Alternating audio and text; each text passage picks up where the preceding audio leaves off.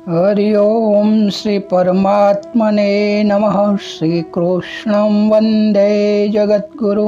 बोलिए कृष्ण कन्हैया लाल की जय। गीता ग्रंथनी जय, सनातन धर्मनी जय। वाला श्रोता मित्रों केम छो? मजाમાં ને? ફરી એકવાર આપનું ગીતા જ્ઞાન ગંગા સત્સંગમાં આપનું સ્વાગત છે। મિત્રો સૌને મારા જય શ્રી કૃષ્ણ, જય માતાજી, રાધે રાધે। મિત્રો આજે શ્રી કૃષ્ણ અર્જુન સંવાદ નામે ગીતા ગ્રંથનો અધ્યાય 7 જ્ઞાન વિજ્ઞાન યોગના શ્લોક નંબર 7 વિશે। मतः परं तरनान्यं किंचिदस्ति धनंजय मयि सर्वमिदं प्रोक्तं सूत्रे मणिगणाइवं। हे धनंजय, मारा सिवाय बीजू कोई पण परम कारण नहीं। आ संपूर्ण जगत दोराना मणकाना समूहनी जेम मारा मोज परोवायेलू छे। મિત્રો, શ્લોકનો અર્થ વિસ્તારથી સ્વયં ભગવાનના શ્રીમુખથી સૃષ્ટિની રચના અને પરમાત્મા તત્વ સ્વયં સૃષ્ટિના રચયિતા અને આદિ પુરુષ પરબ્રહ્મ પોતે પોતાનું ગૂઢ રહસ્ય એ પણ સરળ ભાષામાં સંપૂર્ણ બતાવે તો જેમ મોસાળમાં જમણ અને મા પીરસનાર તો આવો આપણે સૌ પૂરી શ્રદ્ધા ભક્તિ અને આદર સહિત તેમની વાણીનું શ્રવણ કરી આચરણમાં મૂકીને મનુષ્ય જન્મ ધન્ય કરીએ। અગાઉના શ્લોકમાં જોઈ ગયા કે અષ્ટધા પ્રકૃતિ એટલે કે અપરા પ્રકૃતિ અને પરા પ્રકૃતિ એટલે જીવભૂતા પ્રકૃતિ। અપરા પ્રકૃતિ જડ પરિવર્તનશીલ અને પરા પ્રકૃતિ ચેતન અને અપરિવર્તનશીલ। બંનેની ઉત્પત્તિ, પ્રભાવ અને પ્રલય પરમાત્મા જ છે અને તેને ધારણ કરનાર પણ પરમાત્મા છે।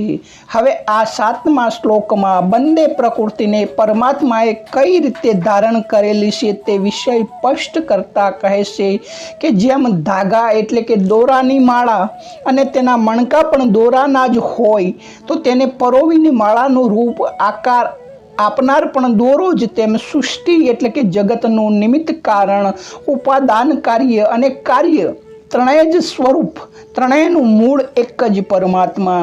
જેમ વૃક્ષનું ઉત્પત્તિ કારણ બીજ, વૃક્ષનું થવું પણ બીજ આધારિત અને પરિપક્વ થઈને નષ્ટ થતાં પણ બીજમાં રૂપાંતર થવું, એમ વૃક્ષનું મૂળ કારણ બીજ છે, બીજથી જ વૃક્ષ અને વૃક્ષથી જ બીજ।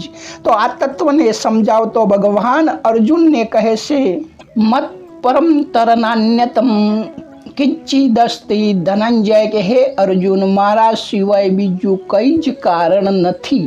હું જ સકળ સંસારનું મહાકારણ છું।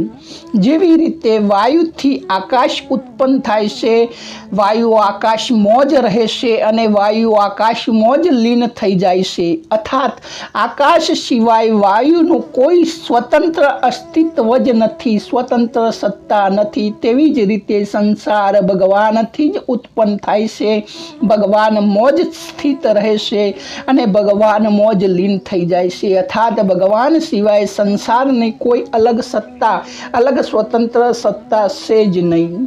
મિત્રો, જે મૂળ કારણથી આગળ બીજું કોઈ કારણ હોય જ નહીં, કેમ કે મૂળ કારણનું કોઈ ઉત્પાદક નથી, એમ ભગવાન જ બધાનું મૂળ કારણ છે। આ સંસાર એટલે કે સ્થૂળ કાળ, સ્થળ કાળ, પરિસ્થિતિ, વસ્તુ, ઘટના વગેરે બધું પરિવર્તનશીલ છે, પરંતુ જેના હોવાપણાથી જે બધું હોવાપણું દેખાય છે, અર્થાત જેની સત્તાથી બધું જ દેખાય છે, એવું તે પરમાત્મા જ બધામાં પરિપૂર્ણ છે અને પરમાત્મા જ બધાનું કારણ છે। પરમાત્મા દ્વારા જ સમસ્ત જગત સૃષ્ટિ ધારણ કરાઈ છે। જેવી રીતે જોવા જઈએ તો જે કાર્ય થાય છે તે કારણ સિવાય પોતાની કોઈ પણ સ્વતંત્ર સત્તા હોતી નથી, રાખતું નથી। વાસ્તવમાં કારણ જ કાર્ય રૂપે દેખાય છે। આ રીતે જ્યારે કારણનું આપણને જ્ઞાન થઈ જાય ત્યારે કાર્ય કારણમાં જ લીન થઈ જાય છે, અર્થાત કાર્યની અલગ સત્તા પ્રતીત નહીં થાય, જેમ એક પરમાત્મા સિવાય અન્ય કોઈ કારણ જ નથી એવો અનુભવ આપણને આપમેળે થઈ જશે. મયી સર્વમિદં પ્રોક્તમ સૂત્રે મણિ ગણાયવમ, કે આ સકળ સંસાર દોરામાં દોરાના જ મણકાની જેમ મારામાં પરોવાયેલું છે. અર્થાત હું જ સકળ સંસારમાં અનિશ્ચિત એટલે કે વ્યાપ્ત છું. જેવી રીતે સૂતરના બનેલા મણકામાં અને સૂતર સિવાય અન્ય કોઈ વસ્તુ છે જ નહીં, તેવી જ રીતે સંસારમાં મારા સિવાય અન્ય કોઈ તત્વ નથી. તાત્પર્ય એ થયું મિત્રો કે જેવી રીતે સૂતરના મણકા પરોવામાં આવ્યા હોય તો જોવામાં મણકા અને સૂતર બે અલગ અલગ દેખાય, પરંતુ વાસ્તવમાં તેઓ સૂતર જ એક હોય છે. જેવી રીતે સંસારમાં જેટલા પ્રાણીઓ છે તે બધાના નામ, રૂપ, આકૃતિ વગેરે અલગ અલગ જરૂર દેખાય, પરંતુ વાસ્તવમાં તેઓમાં વ્યાપ્ત રહેલું ચેતન તત્વ એક જ છે. અને તે ચેતન તત્વ હું જ છું એટલે કે પરમાત્મા છે. ક્ષેત્રજ્ઞ ચાપી મે વિદ્ધિ સર્વ ક્ષેત્રેષુ ભારત, ભગવદ્ ગીતાના 13મા અધ્યાયનો બીજો શ્લોક, કે જેવી રીતે મણકારૂપી અપરા પ્રકૃતિ પણ મારું જ સ્વરૂપ છે અને દોરારૂપી પરા પ્રકૃતિ પણ હું જ છું, તો બંનેમાં હું પરિપૂર્ણ છું, વ્યાપ શું. સાધક જ્યારે સંસારને સંસાર બુદ્ધિથી જુએ છે ત્યારે તેને સંસારમાં પરિપૂર્ણ રૂપે વ્યાપેલા પરમાત્મા દેખાતા નથી, અને જ્યારે તેને પરમાત્મા તત્વનો વાસ્તવિક બોધ થઈ જાય છે ત્યારે તેને વ્યાપક ભાવ દૂર થઈ જતા એક ફક્ત પરમાત્મા તત્વ જ દેખાય છે. અને આ તત્વને બતાવવા માટે જ ભગવાને અહીં કારણ રૂપે પોતાની વ્યાપકતાનું વર્ણન કર્યું છે.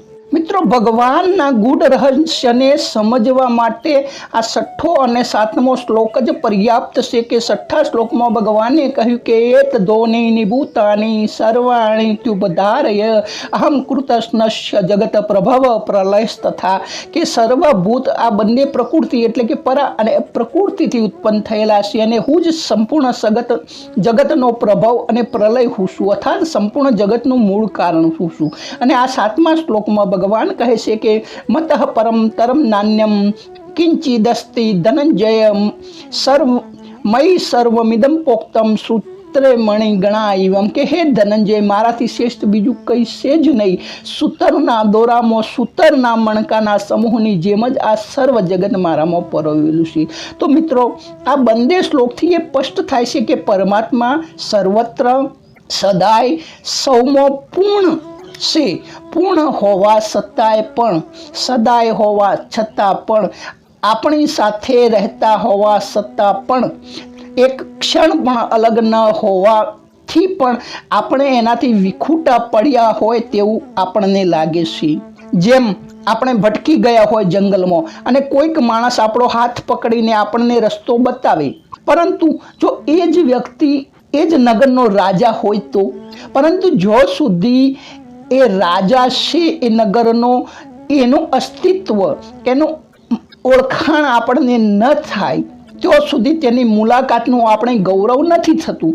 તેવી જ રીતે જ્યારે આપણે સંસાર રૂપી જંગલમાં અટવાઈએ છીએ અને પ્રભુને પ્રાર્થના કરીએ છીએ કે હે પ્રભુ, હવે તું જ સાચો માર્ગ બતાવો, ત્યારે એ પ્રભુ આપણને પ્રેરણા આપી કોઈ પણ સ્વરૂપે સાચા માર્ગે દોરે છે. પરંતુ એ પ્રભુને ખબર છે, પરંતુ આપણને ખબર નથી કે એ પ્રભુ છે, કારણ કે સર્વ ચેતન રૂપે તો એ જ છે. તેના કારણે તેના સાનિધ્યના ગૌરવનો આપણને અનુભવ નથી કરી શકતા.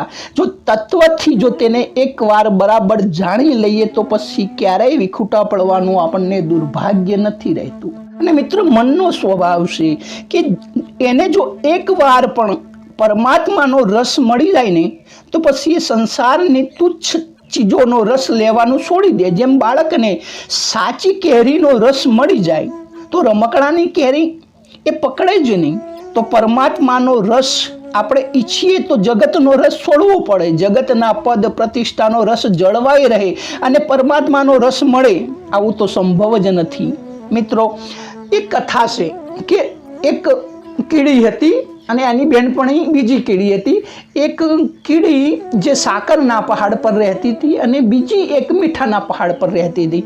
તો મીઠાના પહાડવાળી કહેશે કે ભાઈ મારી તો આખું સ્વાદ જ ખારું ખારું આવે છે. જ્યારે સાકરના પહાડવાળી કીડી પોતાની બેનપણીને કહે કે મારે તો મજા છે, કે મારે તો ગળ્યું ગળ્યું છે. તો મીઠી પહાડવાળી કીડીને દયા આવી અને એને કીધું કે ચલ સમજાય કે હું તને મારા ગળાના પહાડ ઉપર લઈ જાઉં, સાકરના પહાડ ઉપર, તો તાર ખારાશ દૂર થઈ જશે. તો તેને લઈ ગઈ. તે આખી ફરી વળી બધા, પરંતુ પેલી ખારાશવાળી કીડીને મીઠાશ ના આવી. તો પેલી બુદ્ધિમાન હતી, તેને જોયું તો ખારાશવાળી કીડીના મોઢામાં મીઠાનો ગોગડી હતી, નાની સકડી. તો એને કીધું મૂર્ખ, તને ખબર નથી પડી, આ મીઠાની ગોગડી ફેંકી દે અને પછી આ સાકરનો સ્વાદ લે. તો મિત્રો બસ આપણે અહીં મોટી મોટી વાતો કરી ગઈએ છીએ કે અહીં મીઠાશ છે, ગળી મીઠાશ છે, મધુરતા છે, પરંતુ મને કંઈ મીઠાશ લાગતી નથી. પરંતુ જો સુધી આપણે ચિત્તની વાસના, અહંકાર, મમતા રૂપી ગોગડીઓ મીઠાની ભરેલી છે, ત્યાં સુધી પરમાત્મા રૂપી ખોડની મીઠાશ કેવી રીતે લાગી? પરમાત્મા રૂપી ખોડની મીઠાશનો અનુભવ તો ત્યારે જ થાય જ્યારે સંસાર રૂપી મીઠાની ગોગડી ઈચ્છા વાસના છોડી દેવામાં આવે. પરંતુ થાય છે કેવું કે હે સિનેમા તું સુખ આપે, હે ટીવી તું સુખ આપ, હે રેડિયો તું સુખ આપ, હે વ્યસન તું સુખ આપ, હે પત્ની તું સુખ આપ. અરે બધાને સુખનું દાન કરનારો ભિખારી બની રહ્યો છે. અરે તારામાં એટલું બધું સુખ છે, એટલો બધો આનંદ છે કે તને સંસારમાં પણ આનંદ આપી શકો છો, પરમાત્માને પણ ખુશ કરી શકો છો. સંસારથી સુખ લેવા માટે આવે છો તેવું માનવાની ભૂલ સુધારી લો. બસ તમને કંઈક ને કંઈક ખાઈને, કંઈક પહેરીને, કંઈક ક્યોક જઈને, કંઈક પામીને સુખી થવાની જે ભૌતિક ભ્રમણાઓ છે તેને કાઢી નાખો અને જો છો ત્યાં જ આત્મ સ્વરૂપમાં જાગી જાઓ અને બસ તેમાં ડૂબકી લગાવી દો. બસ આટલું જ કરી લીધું તો સમજી લીધું કે બધું જ કરી લીધું, બધું જ મેળવી લીધું. वो थे न मुझसे दूर, मैं उनसे दूर न था, आता न था नजर तो नजर का कसूर था. नजर बदली तो निजारे बदले गए, કિસ્તીને બદલા રૂખ તો કિનારે બદલે ગયે. તો મિત્રો બસ આપણી જે ખોટી ભ્રમણા છે, સંસારમાંથી સુખ લેવાની જે ભાવના છે એ છોડી ફક્ત પરમાત્મામાં સ્થિત થવાનું છે. અને પરમાત્મા તો સદાય હાજર હાજુર છે, બધી જગ્યાએ છે. વાસુદેવ સર્વમમ. તો ભગવાન અહીં એ જ સમજાવવા માગે છે કે હે મારા વાલા શ્રોતાઓ, હે મારા વાલા ભૂલકાઓ, હે મારા વાલા બાળકો, હું બધી જ જગ્યાએ પરિપૂર્ણ જ છું. મારા જ દ્વારા સૃષ્ટિની રચના, મારા જ દ્વારા સૃષ્ટિનું રક્ષણ અને મારા જ દ્વારા પ્રલય થાય છે. તો એ સૃષ્ટિનું થાય છે, તમારું કશું જ બગડતું નથી. બસ તમે તમારા સ્વરૂપમાં જાગી જાઓ તો મુક્તિ દૂર નથી, આનંદ દૂર નથી, સુખ દૂર નથી.